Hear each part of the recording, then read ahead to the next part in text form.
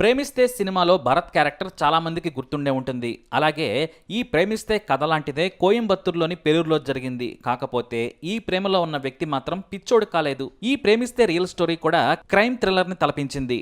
మరి ఈ స్టోరీలోకి వెళితే పెరూర్ ఎంఆర్ గార్డెన్ ఆరుముగ గౌండనూర్ ప్రాంతానికి చెందిన Aishwarya Adigalar arts science and Tamil కాలేజీలో బీకామ్ ఫస్ట్ ఇయర్ చదువుతోంది. అయితే ఇంటర్మీడియట్ సెకండ్ ఇయర్ చదువుతున్న రోజుల్లో ప్రతిరోజు కాలనీ నుంచే నడుచుకుంటూ కాలేజీకి వెళ్లేది ఐశ్వర్య. కాలేజీకి వెళ్లే ఆ దారిలో మోటార్ వైండింగ్ షాప్ వర్క్లో పనిచేసే రతీష్ ఆమెను చూడగానే ఇష్టపడ్డాడు. మొదట ఐశ్వర్య రతీష్ తన వైపు విసిరే చూపులను పట్టించుకోలేదు.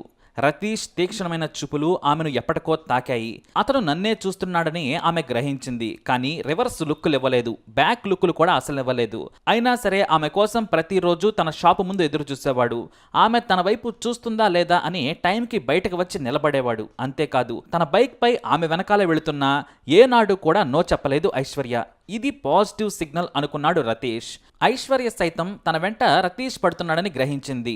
6 నెలల తర్వాత ఎప్పటికో తనకి వెంట పడటం నచ్చిందో లేదంటే తనని అమితంగా ఇష్టపడుతున్నాడన్న డెడికేషన్ నచ్చిందో కానీ మొత్తానికి రతీష్కు గ్రీన్ సిగ్నల్ ఇచ్చింది. బైక్ మీద ఆమె కోసం వెయిట్ చేస్తూ ఆమె కాలేజీ చుట్టూ రోజంతా తిరుగుతూ ఎంజాయ్ చేసేవాడు. ఆ తర్వాత ఒకరోజు రతీష్ మంచి చాక్లెట్తో పాటు ఒక రోజ్ ఫ్లవర్ చేతిలో పెట్టి ఐ లవ్ యూ చెప్పేశాడు. ఐశ్వర్య కూడా అటు నుంచి ఐ లవ్ యూ టూ అని చెప్పేసింది. ఇద్దరూ ప్రేమికులుగా 1.5 ఏళ్ల పాటు కలిసే తిరిగారు. బైక్ మీద ఐశ్వర్యను ఎక్కడికంటే అక్కడకు తీసుకెళ్లేవాడు రతీష్. ఆమెనే సర్వస్వంగా ప్రేమించాడు. బీకామ్ ఫస్ట్ ఇయర్కు వచ్చిన తర్వాత ఐశ్వర్య కాలేజ్ మారింది. ఆ సమయంలో కూడా ప్రతిరోజు కాలేజ్ దగ్గరకు వెళ్ళి రతీష్ తన ప్రియురాలు ఐశ్వర్యను కలిసేవాడు. మధ్యాహ్నం తర్వాత తన బైక్ పై ఆమెను తీసుకొచ్చేవాడు. కాలేజీ సెలవులు ఇచ్చినా వారిద్దరూ కలుసుకునేవారు. ఒకే వీధిలో ఉంటూ ఉండడంతో ఏదో ఒక వంకతో బయటకు వచ్చేది. ఫోన్లో మాట్లాడుకునేవారు. ఎప్పుడు కలుసుకోవాలనుకుంటే అప్పుడు తన స్నేహితురాలతో ఫోన్ చేయించుకుని బయటికి వెళ్లి రతీష్ను కలిసేది. మరోవైపు ఆమెపై పిచ్చి ప్రేమను పెంచుకున్నాడు రతీష్. ఐశ్వర్య లేకుండా తనకు జీవితమే లేదనుకున్నాడు. ఐశ్వర్య డిగ్రీ ఫైనల్ ఇయర్కు వచ్చాక ఆమెను పెళ్లి చేసుకోవాలి అని అనుకున్నాడు. ఇదే విషయం ఆమెకు చెబితే సరేనంది. కానీ ముందు లైఫ్లో నువ్వు సెటిల్ అవ్వు, వర్క్షాప్లో పనిచేస్తే ఎలా బ్రతుకుతామని లైఫ్ లెసన్స్ కూడా చెప్పింది ఐశ్వర్య. కానీ తనకు మోటార్ వైండింగ్ నుంచి ప్రతి ఒక్క పని తెలుసు. సొంతంగా తానే ఒక వర్క్షాప్ పెట్టుకుంటానని కూడా చెప్పాడు రతీష్. నువ్వు చదువు పూర్తయ్యే సమయానికి నేను కూడా సొంత కాళ్ల మీద నిలబడతాను అని చెప్పుకొచ్చాడు. అలా వారి ప్రేమ సాఫీగా సాగుతోంది. మరో లోకంలో ఇద్దరు ప్రేమికులు విహరిస్తూ ఉన్నారు. అయితే ఒకే వీధిలో ఒకే చోట ఉన్నప్పుడు ఖచ్చితంగా దొరికిపోతారు. ఐశ్వర్య రతీష్ విషయంలో కూడా అదే జరిగింది. వారి వీధిలో జాగ్రత్తగా ఉండే వీరు కాలనీ దాటితే రెచ్చిపోయేవారు. రతీష్కు ఇష్టమైన ఐశ్వర్యకు తండ్రి అంటే ప్రేమ ఎక్కువ. అదే సమయంలో భయం కూడా ఉంది. తన తండ్రి ప్రేమిస్తే ప్రాణమిస్తాడు, లేదంటే ప్రాణం తీస్తాడని కూడా తెలుసు. అయినా జాగ్రత్తలు తీసుకొని ఇద్దరూ కలిసి తిరిగారు. 1.5 ఏళ్ల తర్వాత వారి లవ్ స్టోరీ బయటపడింది. ఓ రోజున సినిమా థియేటర్లో రతీష్ ఐశ్వర్య ఉండగా ఆమె బంధువులు చూశారు. రతీష్ను గట్టిగా పట్టుకుని కూర్చున్న ఐశ్వర్యను చూడగానే ఖచ్చితంగా లవర్ అని భావించారు. ఇదే విషయాన్ని ఆమె తండ్రికి చెప్పారు. ఇక ఐశ్వర్య తండ్రి శక్తివేల్ డబ్బు పలుకుబడి ఉన్న వ్యక్తి. తన బంధువులు ఐశ్వర్య వేరే వ్యక్తితో థియేటర్లో క్లోజ్గా ఉందని చెప్పినా శక్తివేల్ నమ్మలేదు. తన కూతురు మీద ఆయనకు అంత నమ్మకం. చదువులో ఐశ్వర్య పెద్ద చురుకేమీ కాదు, యావరేజ్ స్టూడెంట్. అయినా ఆమెను ఏనాడు చదువు గురించి ఇబ్బంది పెట్టలేదు. తన ఇంటి దగ్గరి కాలేజీలో ఇంటర్మీడియట్ చదివించారాయన. దూరం పంపించడం ఎందుకనేది శక్తివేల్ ఆలోచన. డిగ్రీ కూడా అంతే. తన ఇంటి దగ్గరే ఉన్న కాలేజీలోనే డిగ్రీ చదివించాడు. అదే రతీష్ ఐశ్వర్యకు ఇంకా బాగా కలిసొచ్చింది. స్టూడెంట్ మాదిరిగానే వెళ్ళి హాయిగా కాలేజీ ప్రాంగణంలోనే ఐశ్వర్యతో కబుర్లు చెప్పేవాడు. వాళ్ళ ప్రేమ బలంగా మారింది.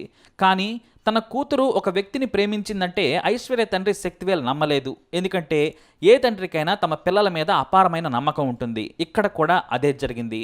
కానీ తండ్రి శక్తివేల్ ఇక్కడ తొందరపడలేదు. అసలు ఆ అబ్బాయి ఎవరు, ఏమైనా కుట్ర చేసి లోపరుచుకున్నాడా అని ఆరా తీయించుకోవాలనుకున్నాడు. రహస్యంగా తన దగ్గరి బంధువులను ఐశ్వర్య ప్రేమికుడు ఎవరో కనుక్కోవాలని చెప్పాడు.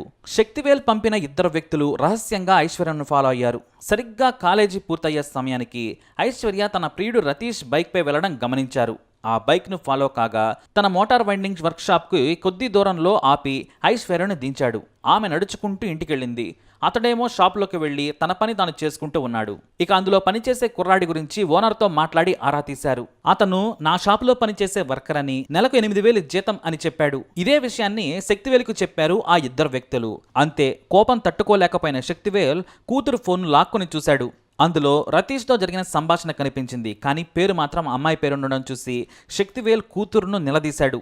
తామిద్దరం ప్రేమించుకుంటున్నామని తండ్రికి చెప్పింది. పెళ్లి చేసుకుంటారా అని అడిగాడు. అవునని చెప్పింది.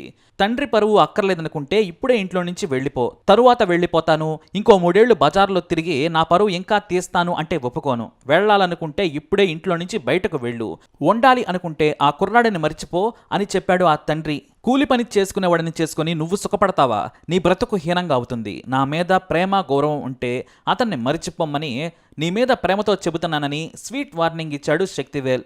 సరే డాడీ అంటూ నీ మాట వింటాను, నా జీవితంలో అతని మొహం చూడనని ఫోన్లో ఉన్న నెంబర్ను డిలీట్ చేసింది. దీంతో ఐశ్వర్యకు ఆమె తండ్రి శక్తివేల్కు వివాదం 1 గంటలో ముగిసిపోయింది. ఇక రతీష్ మాత్రం ఎప్పటి మాదిరిగానే ఆమెతో మాట్లాడేందుకు ఫోన్ చేస్తూనే ఉన్నా కలవడం లేదు. అతని నంబర్ని బ్లాక్ చేసేసింది ఐశ్వర్య. కాలేజీకి వస్తుందేమోనని వారం రోజుల పాటు షాప్ ముందు కాపు కాశాడు, కానీ కనిపించలేదు. కాలేజీ దగ్గర ఆమె స్నేహితులను అడిగినా సరే తమకు తెలియదనేశారు. దీంతో రతీష్ పిచ్చోడైపోయాడు. సరిగ్గా వారం తర్వాత కాలేజీకి తమ బంధువుల బైక్ మీద వెళుతూ కనిపించింది ఐశ్వర్య. వెంటనే కాలేజ్ దగ్గరకు చేరుకొని ఆమెకు ఫోన్ చేసినా కనెక్ట్ కావడం లేదు. దీంతో కాలేజ్ ముగిసే వరకు అక్కడే వెయిట్ చేశాడు. ఆమెతో మాట్లాడేందుకు ప్రయత్నించినా సరే ఆమె కనీసం మొహం కూడా చూడకుండా ఫ్రెండ్స్తో వెళ్ళిపోతుంది. రతీష్ వెళ్ళి సీరియస్గా అందరి ముందే నీకు ఏమైంది అని అడిగాడు. ఇక ఆమె పక్కకు పిలిచి నువ్వు నన్ను మరిచిపో, నేను నిన్ను మరిచిపోయాను, నా వెంట పడద్దు, మా డాడీ చూస్తే నీకు కూడా ప్రమాదమని చెప్పింది. అతని మంచి కోరి చెప్పినా అతను అస్సలు వినలేదు, వెంట పడుతూనే ఉన్నాడు. అయితే ఈ విషయం తెలుసుకున్న ఐశ్వర్య తండ్రి రతీష్ పనిచేసే షాప్ దగ్గరకు చేరుకొని వచ్చి అతనికి వార్నింగ్ ఇచ్చాడు. ఇలాంటి వాడిని షాపులో ఎలా పెట్టుకున్నావని ఆ ఓనర్కి కూడా తలంటాడు. నీ కూతురితో వాడు తిరిగితే ఊరుకుంటావా అంటూ ఫైర్ అయ్యాడు. దీంతో రతీష్ను పనిలో నుంచి తీసేశాడు ఆ సదరు ఓనర్. చివరకు కాలేజీకి కూడా సరిగ్గా వెళ్ళడం మానేసి ఇంట్లోనే ఉంటోంది ఐశ్వర్య. దీంతో పిచ్చోడైపోయి సైకోలా మారాడు రతీష్.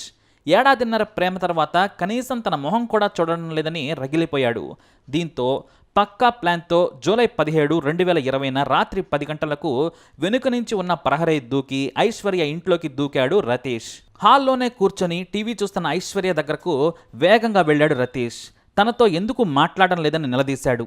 నువ్వు నన్ను ప్రేమిస్తావా లేదా అంటూ అరిచాడు.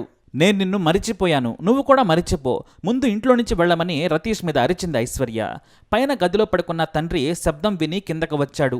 ఆమె తండ్రి వస్తూనే నీకు ఎంత ధైర్యం ఉంటే నా ఇంట్లోకి వస్తావరా అంటూ రతీష్ వైపు వస్తూ ఉన్నాడు. అతడిని చూసిన రతీష్ కోపంలో అప్పటికే తెచ్చుకున్న కత్తితో 3 సార్లు ఐశ్వర్య కడుపులో పొడిచాడు ఆ నీచుడు. ఐశ్వర్య తండ్రి దగ్గరకు వచ్చే లోపే వేగంగా పొడిచాడు. ఆ తర్వాత శక్తివేల్ అతడిని పట్టుకోవడానికి ప్రయత్నిస్తే అతని చేని కత్తితో గుచ్చి అక్కడి నుంచి పారిపోయాడు. వెంటనే ఐశ్వర్యను ఆసుపత్రికి తరలించాడు ఆమె తండ్రి. ఆ మరుసటి రోజే చికిత్స పొందుతూ ప్రాణం విడిచింది ఐశ్వర్య. తనను ప్రేమించినందుకు, అలాగే తండ్రి కోసం ఆ ప్రేమను వద్దనుకున్నందుకు హత్య చేశాడు. నిజమైన ప్రేమ హత్యలను కోరుకోదు, మరొకరి బాగునే కోరుకుంటుందన్న విషయం తెలియని ఆ మూర్ఖుడు ఆవేశంలో ఐశ్వర్యను చంపేశాడు. 2 రోజుల తర్వాత నిందితుడిని అదుపులోకి తీసుకున్న పోలీసులు రతీష్ హత్య చేశాడని నిర్ధారించారు. సాక్ష్యాలను సేకరించి కోర్టు ముందుంచారు అధికారులు. రతీష్కు ఉరిశిక్ష పడే అవకాశం ఉందంటున్నారు పోలీసులు. కానీ రతీష్ మాత్రం నన్ను మోసం చేసిన ఐశ్వర్యకు ఇదే తగిన శిక్ష అని పోలీసుల ముందే అనటం అందరినీ ఆశ్చర్యపరిచింది. మరి నిన్నే నమ్ముకున్న నీ తల్లిదండ్రులకు ఏం చెబుతావు? మీ అమ్మా నాన్న కంటే నిన్ను వద్దనుకున్న అమ్మాయి ఎక్కువ, నీకోసమే బ్రతుకుతున్న మీ నాన్న కోసం ఏం చెబుతావంటే ఆ మూర్ఖుడి నుంచి సమాధానం రాలేదు. ఎదిగిన కొడుకు జీవితాంతం జైల్లో ఉంటే వారికి ఎంత బాధో తెలుసా? నువ్వు తెలియక ఆవేశంలో చేసుండొచ్చు, నువ్వు ప్రేమికుడివి కాదు హంతకుడివి అని పోలీసులు రతీష్కు చేవాట్లు పెట్టారు. నా ప్రేమ మీకు తెలియదు సార్, అయినా అమ్మాయిలు అంతే సార్, గుండెల మీద ప్రేమ గీతలు గీసి ఆ తర్వాత వద్దనుకుని చెరిపేసుకుని పోతారు అని ప్రేమిస్తే సినిమా డైలాగులు చెప్పాడు రతీష్. అతని మాటలు విని నువ్వు సైకోలా మారావు, నీ మెదడు పనిచేయడం లేదు, బయటి ప్రపంచం ఎంత అందంగా ఉందో తెలియక చిన్న చిన్న ఆనందాలకు మీ యువకులు బానిసలవుతున్నారు, ఇకనైనా అమ్మా నాన్న మీద ప్రేమ పెంచుకో, అది ఎంత గొప్పదో నీకే తెలుస్తుందని ఓ అధికారి విచారణ సందర్భంగా చెప్పాడు. ఎంత చెప్పినా ఏం చేసినా రతీష్కి పడే శిక్ష మాత్రం ఎవరూ ఆపలేరు. నిజమైన ప్రేమ ఎదుటివారి ఆనందాన్ని కోరుకుంటుంది, సైకోల ప్రేమే ఇలా మూర్ఖత్వంగా ఉంటుంది. మరి రతీష్ ప్రేమపై మీ అభిప్రాయాన్ని కమెంట్ ద్వారా తెలియజేయండి. అలాగే ఇలాంటి ఇన్ఫర్మేషన్స్ కోసం ఈ వీడియోని లైక్ చేయండి, షేర్ చేయండి, మా ఛానల్ని సబ్స్క్రైబ్ చేసుకోండి.